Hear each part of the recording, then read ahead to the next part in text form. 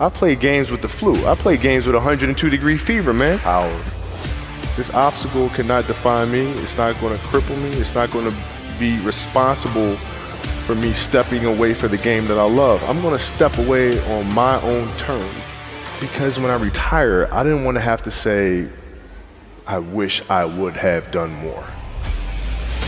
I would watch Magic play, I'd watch Michael play, and I would see them do these unbelievable things, and I'd say, you know, can I get to that level? I don't know, but let's find out.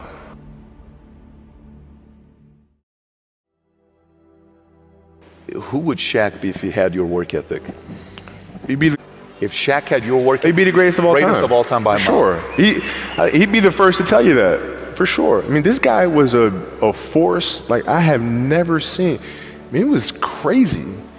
You know, a guy at that size, generally guys at that size are a little timid and they don't want to be tall. They don't want to be big.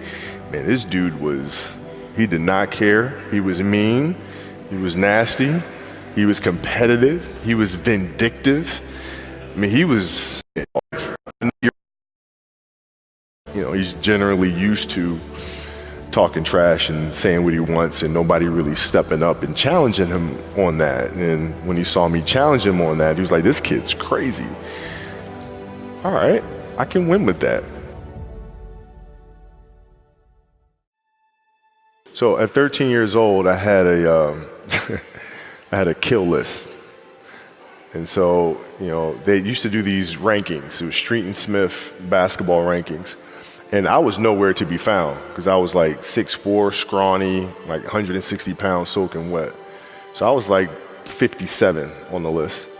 And so I would look at 56, 55, all the way up to number 1, who these players are, what club teams they played for. So when we go on an AAU travel circuit, I got to hunt them down, right? And so that became my mission in high school, is to check off every other person, all those 56 other names, hunt them down and knock them down.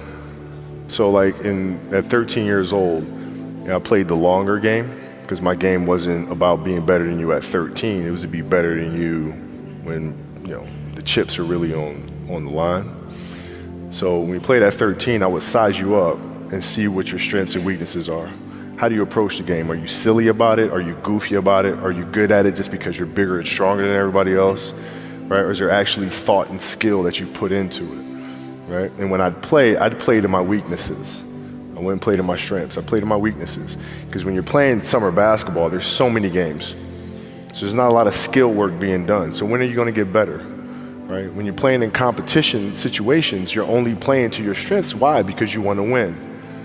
Right? So what I would do, I was work on the things during those games that I was weak at. Left hand, pull-up jump shot, post game.